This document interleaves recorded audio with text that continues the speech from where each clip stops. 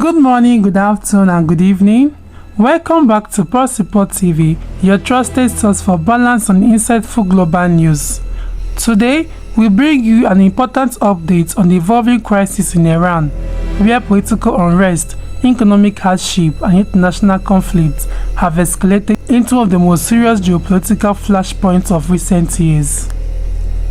In late December 2025, widespread protests began across Iran, initially sparked by a sudden collapse of the national currency and a dramatic increase in living costs.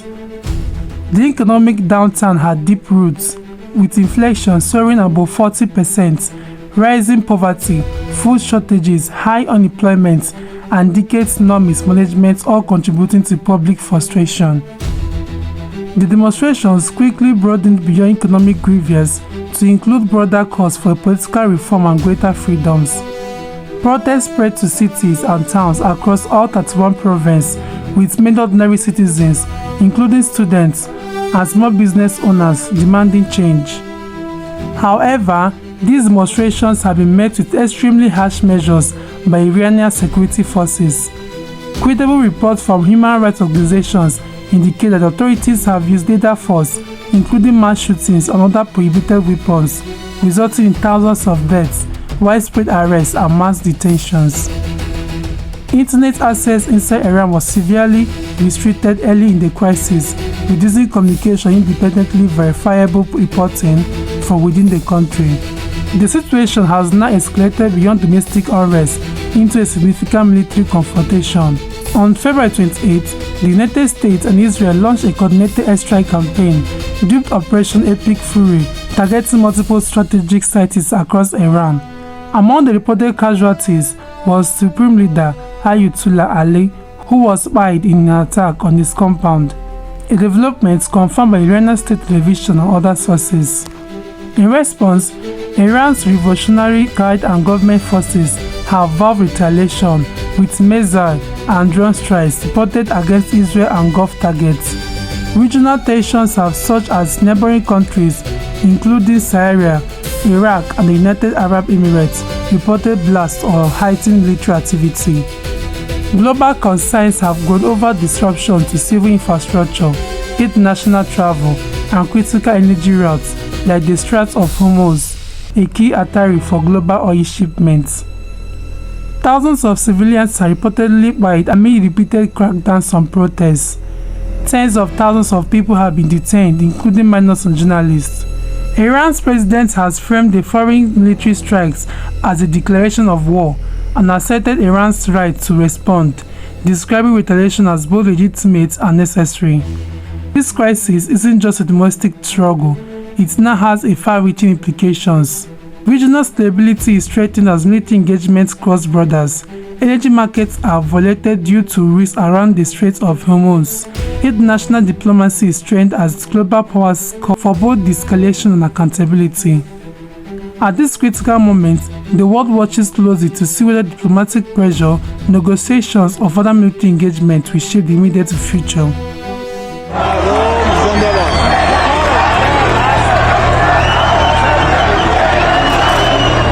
To understand what is happening in Iran today, you should not look at the American aircraft carriers amassing in the Persian Gulf or the activity on the Azerbaijani border. The place you should really look is a quiet house in Tehran, its windows tightly shut for 17 years, surrounded by intelligence agents. Because on the night of January 29, 2026, a single piece of paper that came out of that house dealt a blow to the 47-year history of the Iranian regime that was far greater than any of the missiles raining down on them. Mir Hossein Mousavi. You may have forgotten this name, or perhaps you've never heard it. But he was once the prime minister of this regime, one of the founding architects of the system. And after 17 years of deep silence, he picked up his pen and addressed the Khamenei regime, its army, and its people with a single sentence. The game is over. Lay down your weapons and leave. This is not a simple call for opposition. It is a father abandoning the home he built, rejecting his own legacy. We will examine in minute detail how the ghost of the Green Movement has returned and why Khamenei fears this old man's letter more than American B-52s.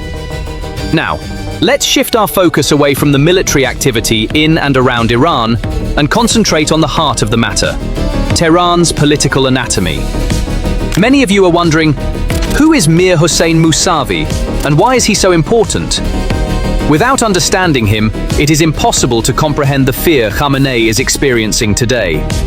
Mousavi is not an activist funded from abroad, a liberal educated in the West, or an exiled monarchist.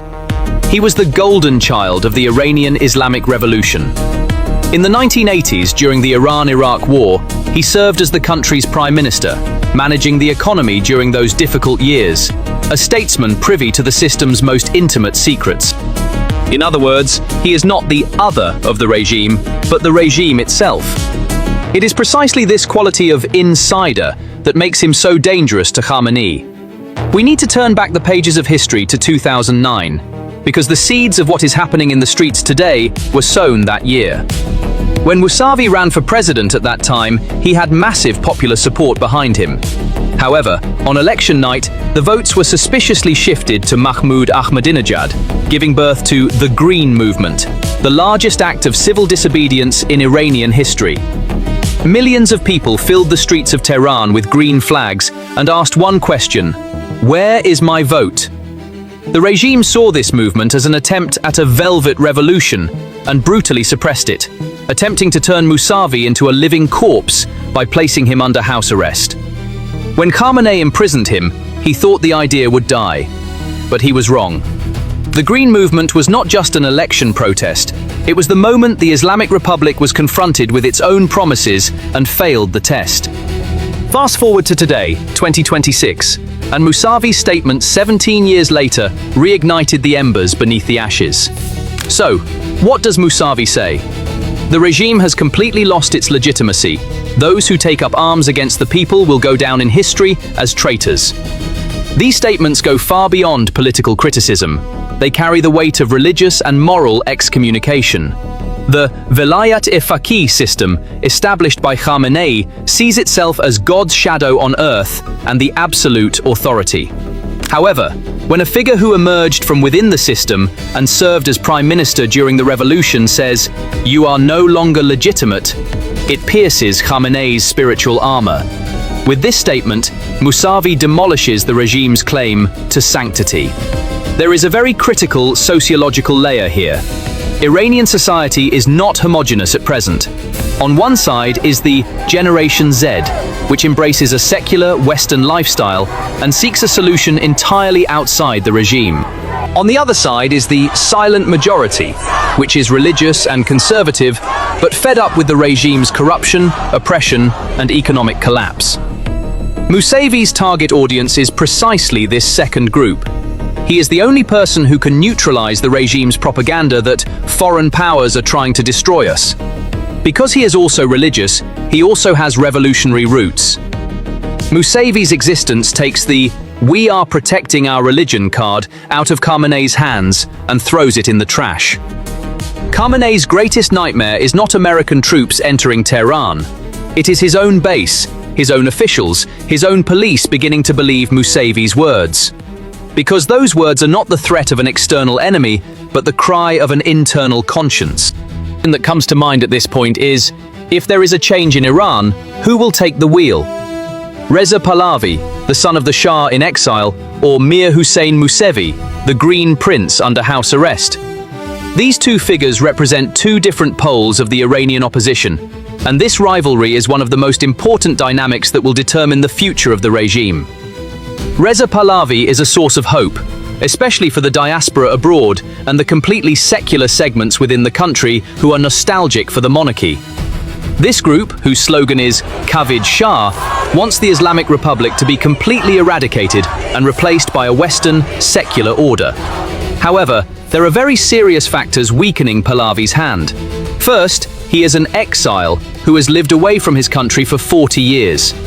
He is someone who has not breathed the dust of Iran's streets, who has watched the suffering of today's youth from afar. Second, and more importantly, for Iran's conservative middle class, the devout merchants in the provinces, and the bureaucracy, the concept of monarchy evokes memories of another era of oppression in the past. The fear of Will we escape one dictator only to return to another, or to the old system, limits Pahlavi's base. It is precisely in this vacuum that Mousavi steps in. He is the symbol of a soft transition. Mousavi's proposed constitutional referendum and national consensus front are the only rational way out for millions who fear bloodshed and are wary of civil war.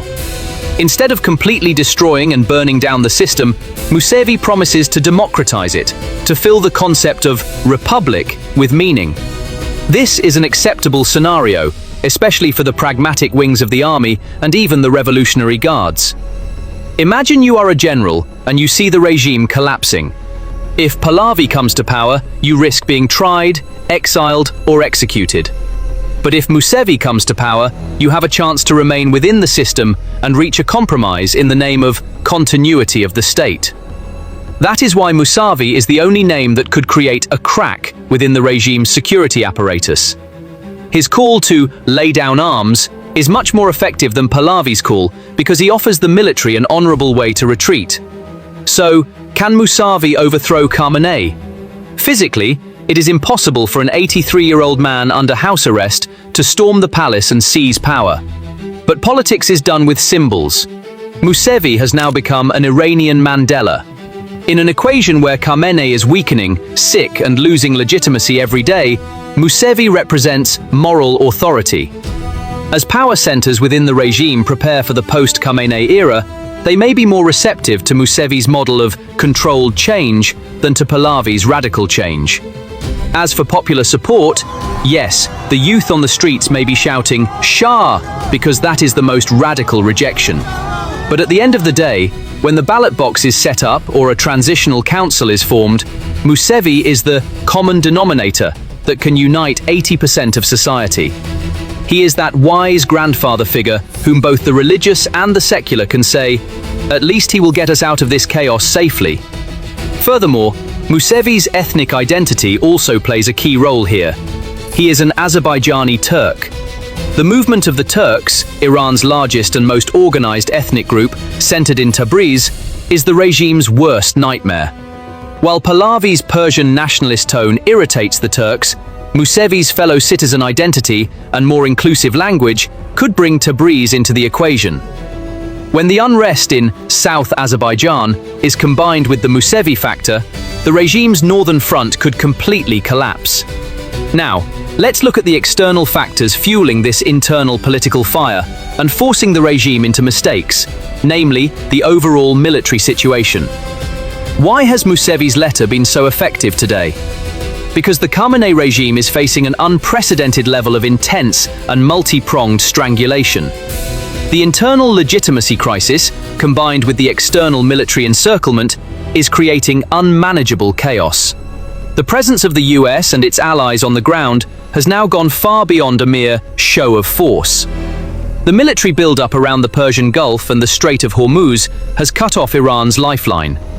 The USS Abraham Lincoln Carrier Strike Group and the 8 destroyers accompanying it, including the USS Frank E. Peterson Jr., USS Spruance, and USS McFall, with a total of more than 800 VLS missile cells, have completely locked down Iran's southern border.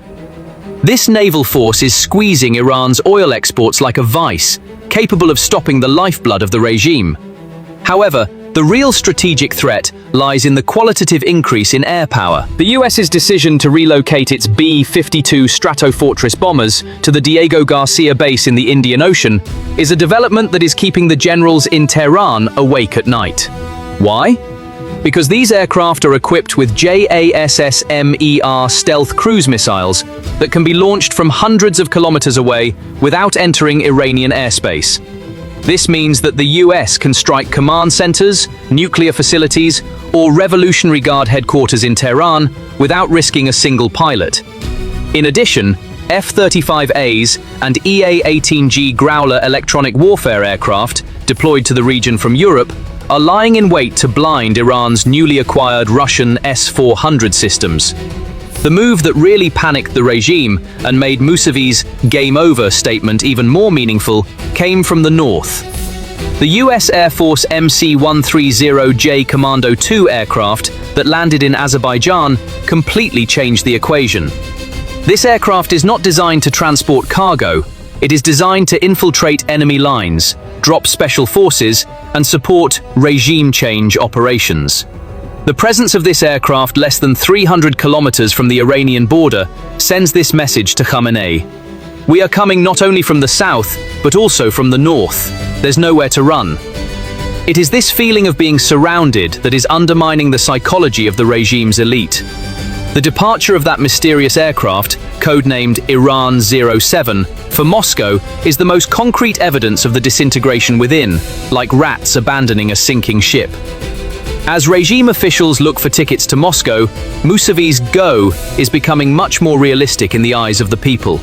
Of course, Iran is not sitting idly by. It is playing the China and Russia card. China sending its Type 055 destroyers to Hormuz and monitoring the region with its massive spy ship, Liao Wang 1, is a balancing factor against the US. But will this be enough to save the regime? China's presence seems aimed more at securing a place at the post-war table and ensuring energy security than at entering into active warfare. Beijing will not risk a nuclear conflict with Washington for a sinking regime. They also know that the real problem in Tehran is political, not military. The wound inflicted by Mousavi is too deep for Chinese destroyers to heal.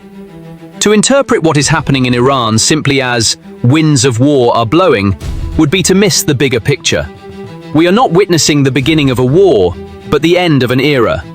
The Khamenei regime consolidated its power internally for 47 years by using the threat of external enemies. It silenced the opposition by saying, "America is coming," and rallied the people around it by saying, "Israel will attack." But today, that spell is broken. Because this time, the threat is not only coming from American aircraft carriers, the threat is coming from the regime's own history, its own conscience, and the pen of Mir Hossein Mousavi. Mousavi's statement, "The game is over," is an irreversible truth echoing in Iran's streets, barracks, and homes. The moment a regime's police, military, and civil servants begin to believe in a house-arrested old man rather than their leader, that regime has effectively collapsed. It is only a matter of time before the sign comes down. American B-52s may destroy buildings and blow up bridges, but you cannot bomb an ideology, a belief. Only someone from within, someone who speaks the language of that ideology, can destroy it. Mousavi has stripped the regime bare by dismantling Khamenei's theocracy with religious arguments. The coming days will be painful for Iran. Perhaps the streets will become even more chaotic. Perhaps there will be internal conflict from Avaz to Tabriz. But one thing is certain right now: the old Iran is gone. Khamenei's absolute authority melted away between the roar of the engines of planes fleeing to Moscow and Mousavi's silent manifesto. The region is about to wake up to a new Iran, perhaps more democratic, perhaps more chaotic, but definitely a future without Khamenei. And the architect of this change will be the Green Prince under house arrest in Tehran, rather than the generals at the Pentagon. So, Before we conclude, thank you for watching Post Report TV. If you haven't already, please subscribe, like and share this video. It is the best way to help this platform grow and reach more people with factual, meaningful updates. Don't forget to watch to the end so you get a full picture, and please leave a comment below with your thoughts. Your engagement through likes, shares and comments is the only way you can truly support our work and help others stay informed. We appreciate your ongoing support and we are grateful that you are part of our growing community. As the situation continues to evolve, we want to hear from you, our viewers. What do you think is the best path toward peace and stability in Iran? Should regional or global powers step in diplomatically, militarily, or stay out of it? What do ordinary Iranians need most right now? Economic relief, political reform, or international support? Share your views in the comments. Let's have a respectful and thoughtful discussion on the way forward. Until next time, stay safe, stay informed, be alert.